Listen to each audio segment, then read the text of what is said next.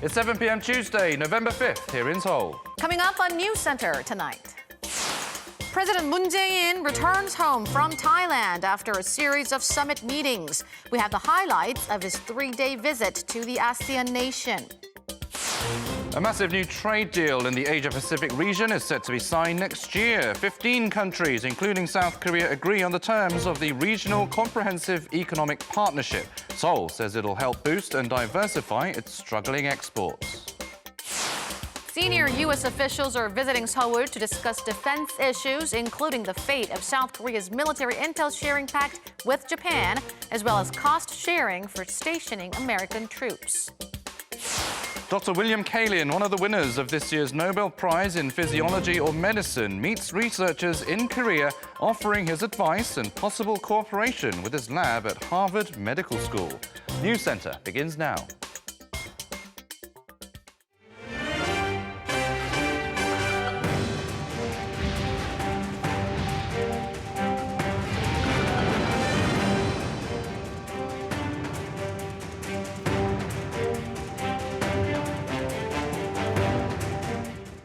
Good evening and welcome to Arirang NEWSCENTER. I'm Han-Dan in Seoul. And I'm Noah. It's great to have you with us. Our top story this evening, President Moon Jae-in has returned to Seoul after wrapping up a series of summits in the Thai capital of Bangkok. Some of his notable diplomatic engagements there include the closely watched one-on-one with Japanese Prime Minister Shinzo Abe and earning support from ASEAN nations for his peace drive on the Korean Peninsula.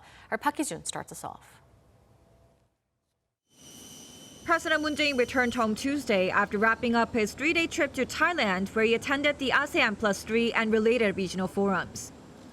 One of President Moon's biggest achievements during his stay, rekindling the possibility of improving South Korea-Japan ties after months of tension centered around trade and their shared history. In Bangkok on Monday, President Moon held an unplanned 11-minute-long discussion with Japanese Prime Minister Shinzo Abe, their first official sit-down in 13 months. He proposed high-level dialogue as an option, possibly implying the annual trilateral summit involving China that's scheduled for December. President Moon is likely to have initiated the talks, recognizing the need to improve relations before their military intel sharing pact known as GSOMIA expires on November 22nd. On the ASEAN stage, however, the president remained firm in his stance that free trade principles must be protected, an indirect criticism of Tokyo's economic retaliation involving export restrictions against tech-related materials needed by South Korean firms. There's a long journey ahead to restoring bilateral ties, but it's considered a significant start. With the leaders agreeing to resolve their issues through dialogue, concrete progress now depends on how they work around their conflict over GSOMIA, trade restrictions, and wartime forced labor. President Moon also reaffirmed his determination to achieve lasting peace and denuclearization on the Korean Peninsula. He called for support from ASEAN members who are seen as essential partners in the peace process since they have diplomatic ties with both Koreas. The South Korean leader also devoted much of his energy to garnering the support of Southeast Asian nations for the Korea-ASEAN and Korea-Mekong summits taking place in Korea's southern city of Busan later this month. Park Hee-jun, Arirang News, Bangkok. After about 7 years of negotiations, 15 countries, including South Korea, China, and Japan, have agreed on the terms of the Regional Comprehensive Economic Partnership, or RCEP, which the countries have committed to signing next year.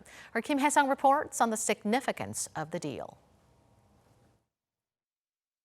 A mega free trade agreement, the Regional Comprehensive Economic Partnership, was reached Monday in Thailand.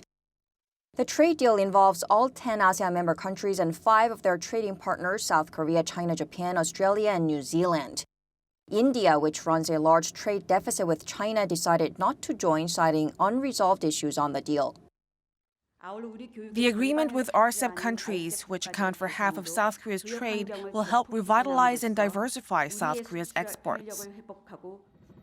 According to the Korea Economic Research Institute, RCEP will add an annual average of 1% to South Korea's GDP and $1.1 billion in consumer benefits in the long run. It's also expected to boost South Korea's current account by $29 billion. The Trade Ministry says the deal will help South Korean companies enter the e-commerce markets of ASEAN countries. Goods that have been produced in different countries within RCEP in the different stages of production process would also be able to get preferential tariffs.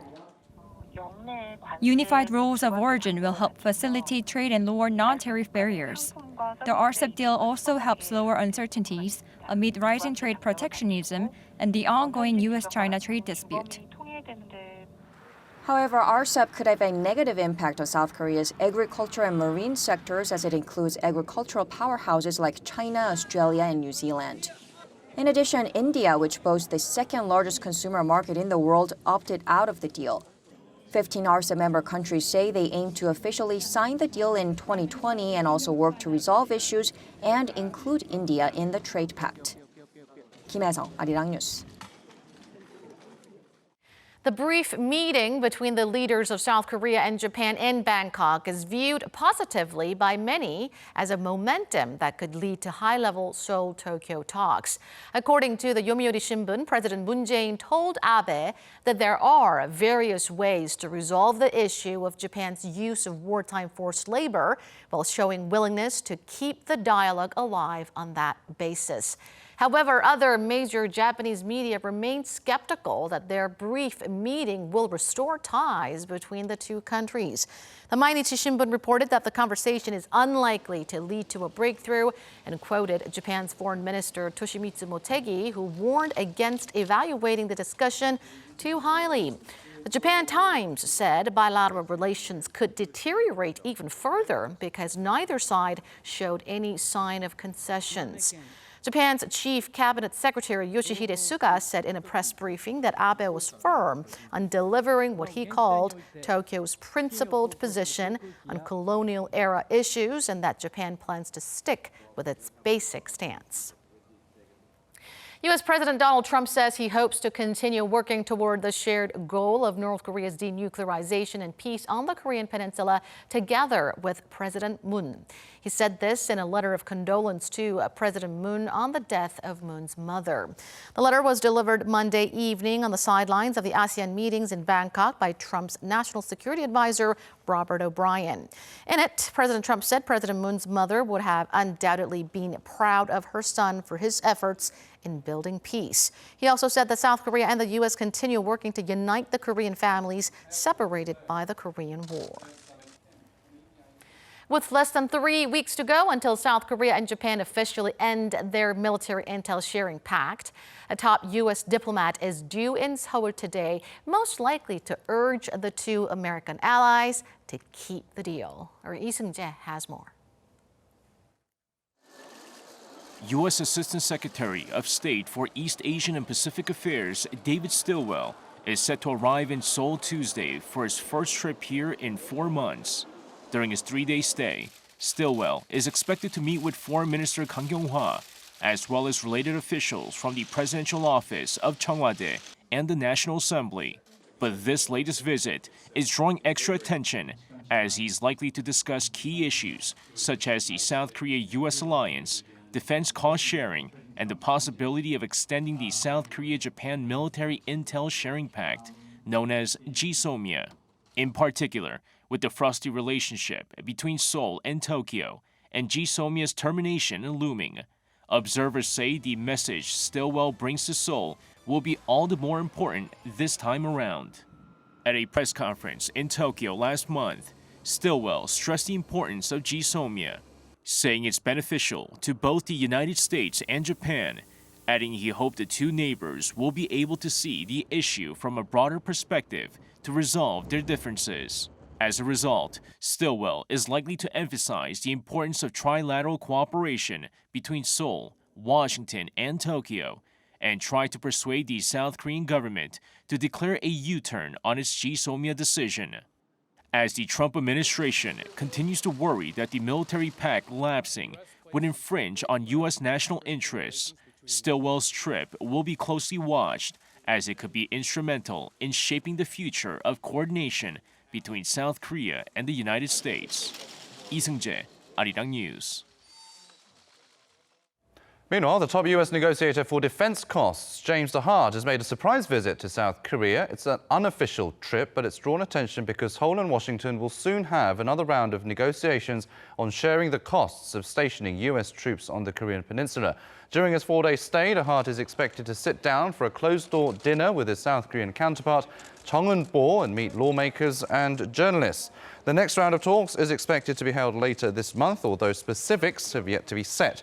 The last round of negotiations took place in Hawaii late last month. An official from Seoul's foreign ministry said DeHart is likely to check public sentiment here for himself and South Korea's stance on the matter before heading into the next round of talks. Under this year's agreement, South Korea agreed to pay $870 million. Next year, President Trump wants Seoul to pay billions more. The Pentagon has confirmed that South Korea and the U.S. will be proceeding with a military drill this winter. In an email to Voice of America on Monday, Pentagon spokesman Dave Eastburn said that the two sides will hold the, quote, combined flying training event as scheduled.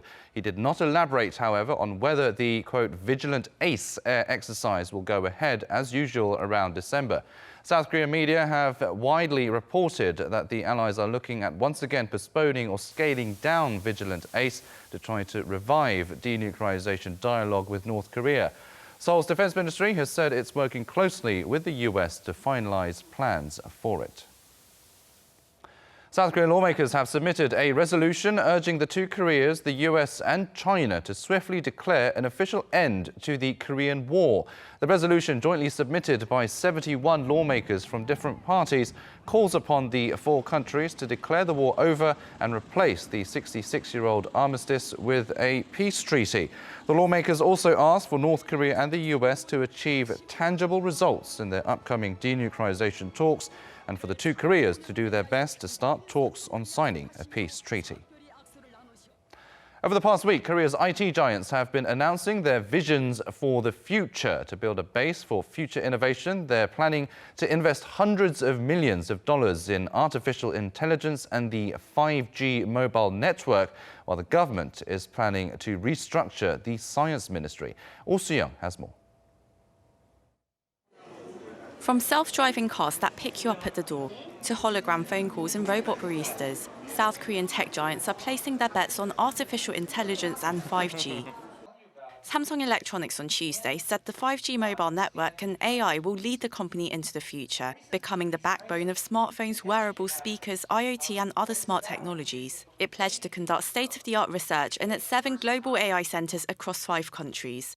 Samsung currently holds the third largest number of AI patents behind Microsoft and IBM, according to IPlytics. Local telecom firms, which launched the first 5G network in the world for mobile users in April, are also at the heart of developing AI solutions to make life smarter, faster and more convenient. KT Corporation announced its plans to invest $258 million over the next 4 years to become an AI company and nurture 1,000 professionals in the field. SK Telecom and platform giant Kakao also made a bold turn towards AI, striking up a swap share deal worth $257 million to strengthen cooperation in developing related technology and content. Working with small and medium-sized businesses and researchers in the country, these IT giants are aiming to help turn the country into an AI powerhouse, as Korea is still considered around 2 years behind the US and China when it comes to AI-related research and development. The government said Tuesday that it will strengthen policies and restructure the science ministry to create an enabling environment. Focusing on what it calls DNA, data network and AI, the ministry will dedicate a new bureau to policies on AI, big data and nurturing digital professionals, separate from the ICT bureau. It will also create a bureau for network security and make other structural changes to encourage regulatory reform and innovation. The government has earmarked $1.4 billion in next year's budget for data network and AI, an increase of 50% from this year. Oh Soo-young, Arirang News. Amid the ongoing anti-Japanese sentiment here in South Korea, Japanese car sales here has been dropping for 4 months.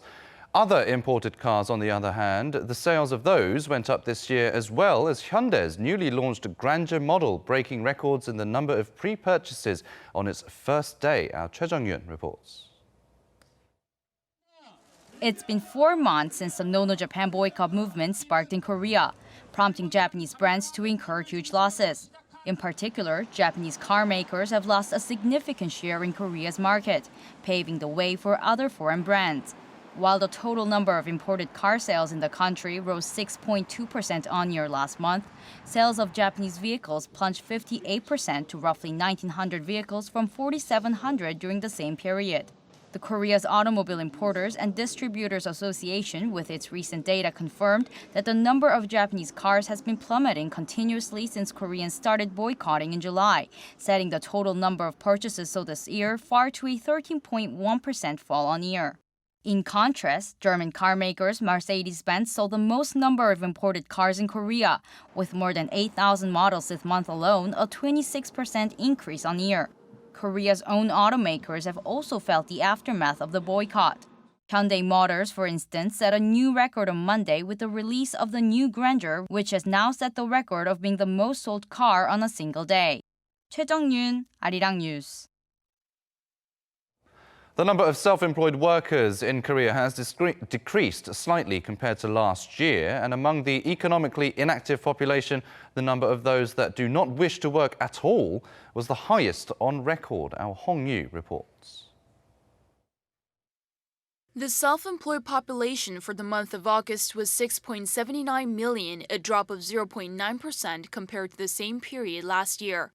The number of self-employed workers in wholesale and retail fell by 55,000, and personal service and telecommunication businesses saw a drop of 30,000. By age, the number of self-employed people in their 40s fell by more than 130,000 on the back of a sluggish performance by the manufacturing and wholesale and retail sectors. The number of self-employed people in their 50s also saw a large drop due to the closure of self-employed businesses. Statistics Korea says that the economic downturn has dampened consumer sentiment, which has led to the closure of self-employed businesses that were already struggling. The proportion of self-employed people who employ workers dropped by 7% on year. The economically inactive population, which includes homemakers, students, and those who can't or won't work, grew by 1% from last year to more than 16 million. And the number of those who are taking a break from working hit a record high of 2.1 million. The agency says this is due to a change of people's perspective about not working, with people giving themselves time for self-development to prepare for the next step in their lives. Hong Yu, Arirang News. Korean researchers have found a new anti-cancer compound that kills lung tumor cells without hurting normal cells. According to the Korea Institute of Science and Technology today, the compound deactivates an enzyme called PDHK, which prevents cancer cells from growing. It was found to have this effect even when used by itself, but even more so when used with other cancer drugs. The research team expects it can also be used to treat other diseases exacerbated by PDHK, such as diabetes. One of the 3 co-winners of this year's Nobel Prize in Physiology or Medicine, William Kaelin, has come to Korea to meet with researchers at the Institute of Basic Science. His advice to young scientists highlighted the importance of finding what to work on or deciding to, quote, where to fish. Kan Young-woo has the story. The 2019 Nobel Prize in Physiology or Medicine was jointly awarded to 3 scientists last month for their findings on how human cells react to oxygen levels changing. One of the 3 co-winners, William Kaelin, came to South Korea to share his discovery on defining the molecular pathway that cells use to sense whether they're getting enough oxygen, information cells use to adapt. We also know that certain cancers rely on this pathway, and so we also have new drugs being developed that basically prevent cancer cells from using this pathway for their own evil purposes. Kaelin also had a word of advice for young scientists during his visit to Ulsan National Institute of Science and Technology on Tuesday. When I was a young boy, my father liked to fish, and I learned that one of the most important decisions a fisherman makes is where to fish. And likewise, when you are a scientist, one of the most important decisions you make is what to work on. Caitlin later in the day held a meeting with researchers at the Center for Genomic Integrity of Korea's Institute for Basic Science for potential joint studies in the future. Here at the Center for Genomic Integrity, researchers are trying to find out more about how the molecular mechanisms of DNA replication, repair, and recombination work and discover answers to the origins of aging, cancer, and evolution. The Nobel Prize winner said both his lab in the U.S. and Korea's Center for Genomic Integrity can learn from each other's research because they share the same goal of improving human lives by curing diseases. 간영우, 아리랑 뉴스, 울산. President Trump says the U.S. has sent an official letter to the UN officially beginning the withdrawal procedure from the Paris Agreement on climate change. Trump has long said that the agreement would hurt the American economy and let China off the hook for its pollution. Yoon Jung-min has the details. Some 2 years since U.S. President Trump first announced plans to withdraw from the Paris Agreement in June 2017, the Trump administration said on Monday that it has officially filed paperwork to pull out of the climate accord. The United States will withdraw from the Paris Climate Accord, but begin negotiations to re-enter either the Paris Accord or in really entirely new transaction on terms that are fair to the United States. As the letter was formally submitted to the United Nations, the U.S. will leave the agreement 1 year from now, which will be the day after the 2020 U.S. presidential election. President Trump had criticized the agreement, saying it hurts the U.S. economy while China, one of the big polluters, increases emissions. The Paris Agreement went into effect on November 4, 2016, and under UN rules, no party can abandon the agreement for 3 years from its implementation, meaning now is the earliest date the U.S. could file its withdrawal papers. The Paris Climate Accord was agreed during the Obama administration, who aimed to cut U.S. greenhouse emissions by up to 28% by 2025 from the level of 2005. Once the U.S. leaves, it will be the only country to have left the agreement. The move has been criticized over its impact on global warming, and Democratic presidential contenders have promised to rejoin the agreement if they win. Yoon Jung-min, Arirang News. North Korea has denounced the United States for keeping the regime on its terrorism blacklist, saying the window for Pyongyang-Washington dialogue is, quote, narrowing. Oh Jung-hee has more. A grave political provocation. That's how North Korea describes the U.S. decision to keep the regime on its list of state sponsors of terrorism. On Tuesday, the spokesperson for the North's foreign ministry said in an interview with Pyongyang state-run Korean Central News Agency that the U.S. just feels repulsed towards the North and has not changed its hostile policy one bit.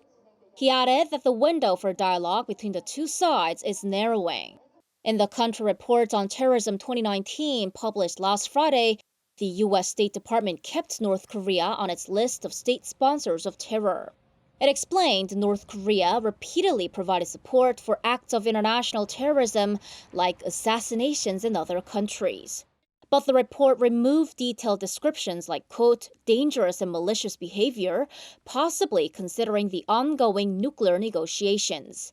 The U.S. first designated North Korea as a state sponsor of terror in 1988, but withdrew the designation in 2008 following progress in denuclearization talks. The North was redesignated as a state sponsor of terror in 2017 after North Korean leader Kim Jong-un's half-brother Kim Jong-nam was killed in Malaysia with a VX agent considered a weapon of mass destruction. Oh Jung-hee, Arirang News.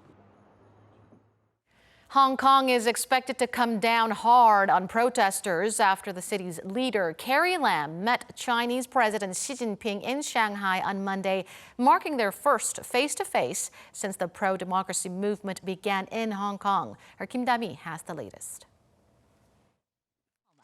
Chinese leader Xi Jinping once again backed the Hong Kong leader, expressing his high trust in her and fully affirming her hard work to restore order in Hong Kong. China's official Xinhua news agency reported on Monday that the two leaders met face-to-face in Shanghai on that day. In the first formal sit-down between the two leaders since June, she reiterated to Lam that she has Beijing's trust in terms of the work that still needs to be carried out.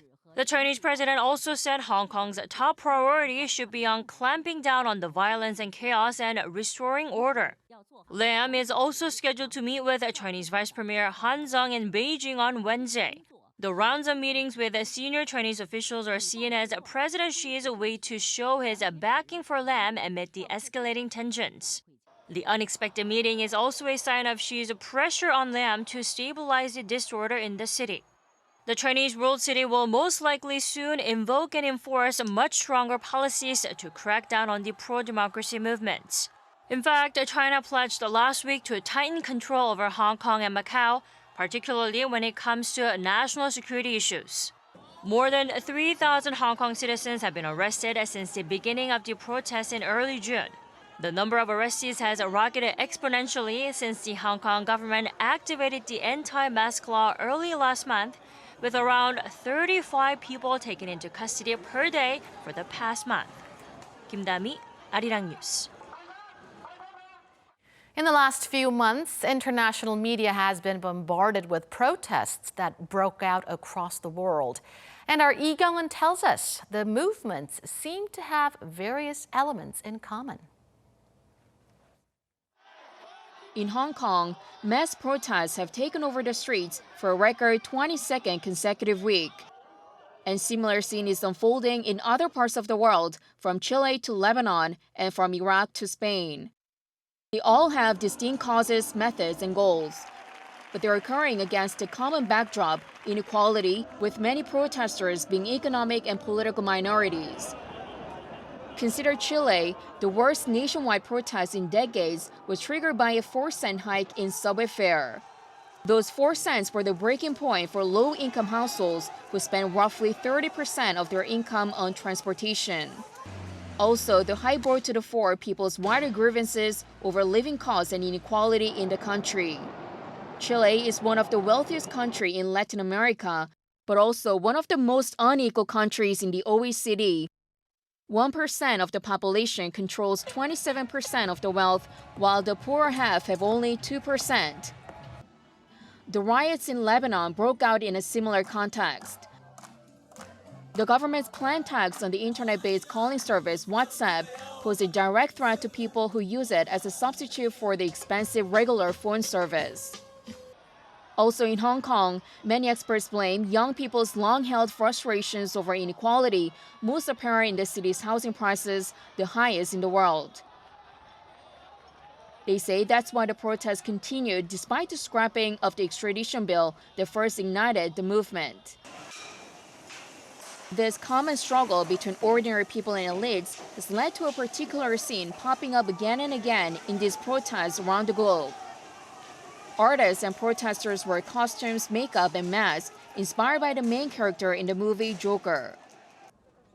Reports say protesters resonate with the isolated, powerless man who hates the wealthy elite, saying they live in the fictional city of Gotham where crime and injustice prevail.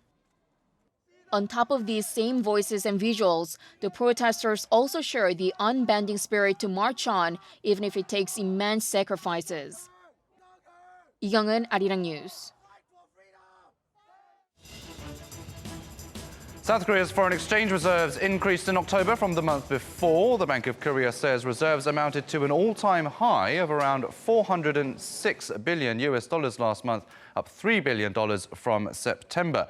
The central bank attributed the rise to an increase in revenue from its investments in foreign assets and the weaker US dollar.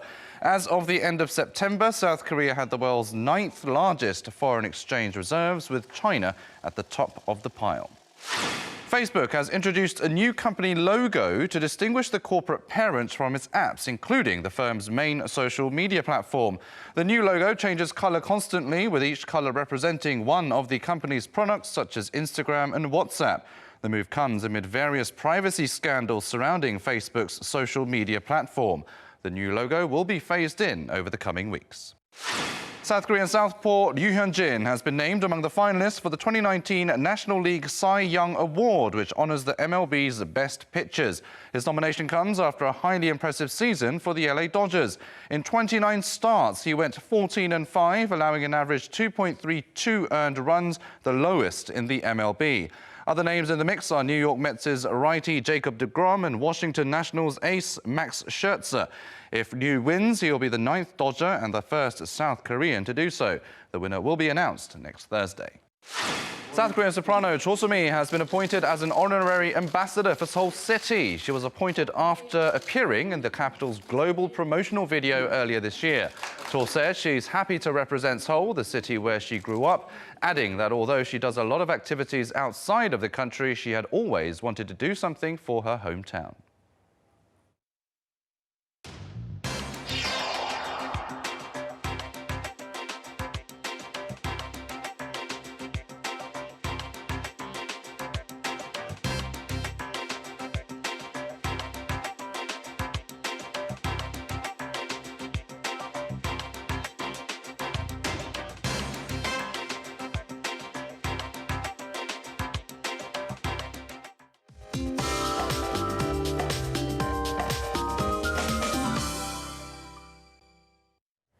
Leaves are falling and the nights are getting longer, signs that winter is right around the corner.